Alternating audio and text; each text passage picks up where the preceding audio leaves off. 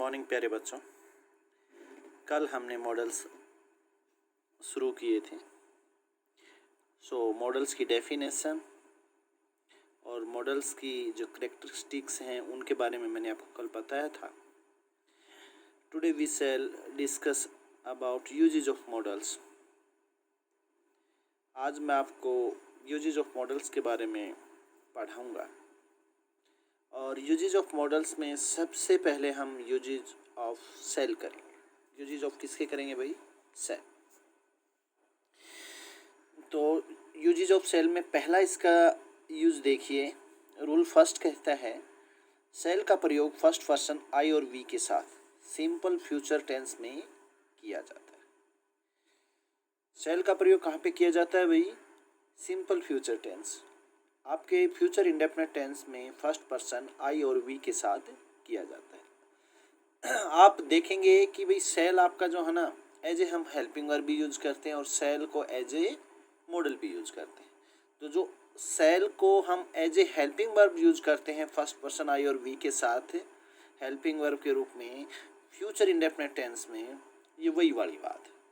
यहाँ पे जो हमने इसकी करेक्टरिस्टिक्स में बताया था कि भाई ये जो ना नंबर, जेंडर और पर्सन के अनुसार नहीं चेंज होता है, तो वो कंडीशन यहाँ पे लागू नहीं होती है।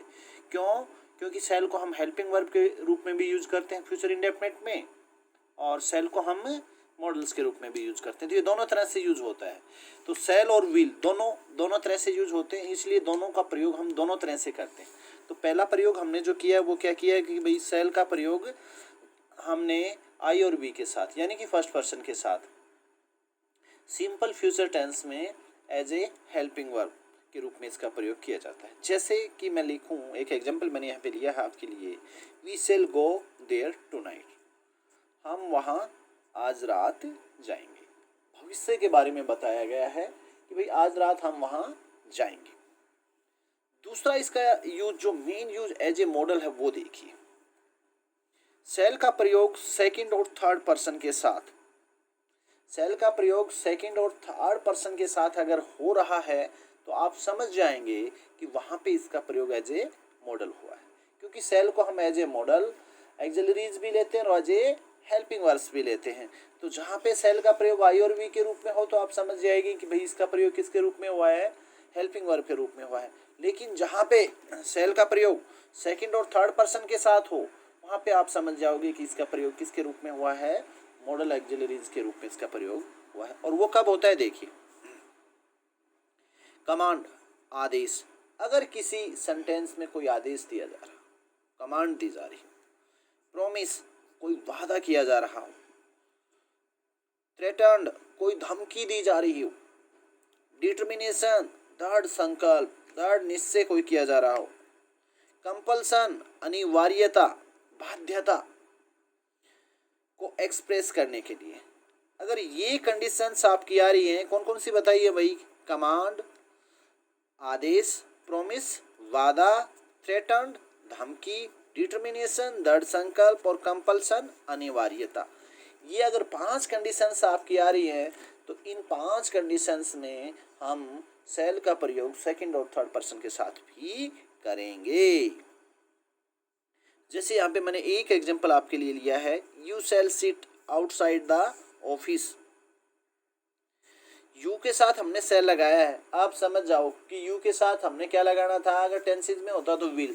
यहाँ पे सेल का प्रयोग एज ए फिर मॉडल एक्सिलरीज हमने किया है, क्योंकि यू के साथ सेल सिर्फ मॉडल एक्सिलरीज में हम लगाते हैं। तो you shall sit outside the office, तुम ऑफिस के बाहर बैठ जाओ। ये कब बोलेंगे? किसी को आदेश देते हुए। तो जब आदेश दिया जाता है तो इसका प्रयोग हम सेकंड और थर्ड पर्सन के साथ कर सकते हैं। दूसरा इसका रूल देखिए भाई, लेटस या लेट्स, लेटस या लेट्स से शुरू होने वाले इंपेरेटिव सेंटेंसेस के क्वेश्चन टैग्स में, अगर आपके पास कोई इंपेरेटिव सेंटेंस है जो लेटस से या लेट्स से शुरू हो रहा है, तो उसको जब क्वेश्चन टैग लगाते हैं, उसको जब उसको पर्सनवाचक बनाते हैं, तो वहाँ पे हम किसका प्रयोग करते हैं भाई? वहाँ पे सेल का प्रयोग होता है। जैसे कि मैंने एक एग्जांपल आप लोगों के लिए लिया है, लेट अस प्ले टुगेदर, आओ एक साथ खेलें।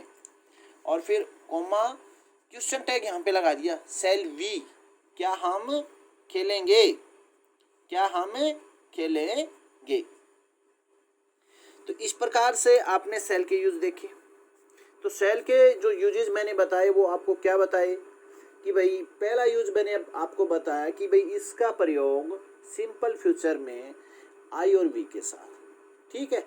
दूसरा यूज मैंने बताया कि भाई इसका प्रयोग सेकंड और थर्ड पर्सन के साथ, कहाँ पे भाई, कमांड, प्रॉमिस, थ्रेटन, डिटर्मिनेशन और कंपल्सन की कंडीशंस में। और एक यूज मैंने आपका बताया कि भाई इंपेरेटिव सेंटेंस अगर आपके लेटस या लेट्स से स्टार्ट होते हैं तो उनको क्वेश्चन टैग करने के लिए भी हम किसका प्रयोग करते हैं, सेल का प्रयोग करते हैं। नेक्स्ट हम करेंगे यूजेज ऑफ विल। अब यूजेज ऑफ विल, इसका प्रयोग भी पहला नियम इसका कहता है कि सेकंड और थर्ड पर्सन के साथ सिंपल फ्यूचर टेंस में किया जाता है। वहाँ पे आई और वी के साथ सिंपल फ्यूचर में हम सेल का प्रयोग करते हैं। इसी प्रकार से सेकंड पर्सन और थर्ड पर्सन के साथ सिंपल फ्यूचर टेंस में हम किसका प्रयोग करते हैं भाई, विल का प्रयोग करते हैं। तो पहला यूज तो वही है। और जैसे कि मैंने इसका एक एग्जांपल लिया है, they will come back soon, वे शीघ्र ही वापस आएंगे। नेक्स्ट तो इसका यूज है विल का प्रयोग फर्स्ट पर्सन के साथ। अगर विल का प्रयोग फर्स्ट पर्सन के साथ हो रहा तो आपकी समझ में आ जाएगा कि ये एज ए क्या हो रहा है, मॉडल यूज हो रहा है। क्योंकि विदाउट मॉडल हम फर्स्ट पर्सन के साथ विल का प्रयोग नहीं करते हैं, वहां पे हम सेल का प्रयोग करते हैं। जैसे,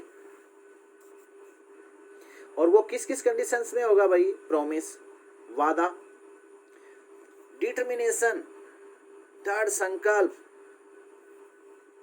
थ्रेटनिंग, धमकी, विलिंगनेस, इच्छा को एक्सप्रेस करने के लिए।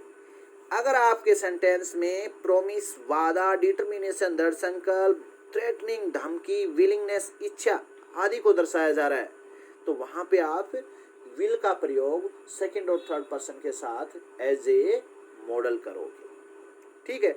जैसे मैंने एक एग्जांपल यहाँ पे लिया है, देखिए, we will not allow her to come in, हम उसको अंदर आने की आज्ञा नहीं देंगे। क्या दर्शाता है ये, डिटर्मिनेशन दर्शाता है, दृढ़ निश्चय दर्शाता है आपका कि हम उसको अंदर आने की आज्ञा नहीं देंगे। दूसरा देखिए, मैंने एक और एग्जांपल इसके लिए का लिया है आपके लिए, I will help you at any cost, मैं आपकी किसी भी कीमत पर मदद करूंगा। ये क्या है मेरा, ये सेंटेंस क्या शो कर रहा है, ये सेंटेंस शो कर रहा है मेरा आपसे किया गया वादा। तो इस प्रकार की कंडीशंस में हम किसका प्रयोग करते हैं भाई, विल का प्रयोग करते हैं। आज के लिए इतना ही। नेक्स्ट हम आपके बाकी मॉडल्स के यूजेस करेंगे। Thank you, have a nice day.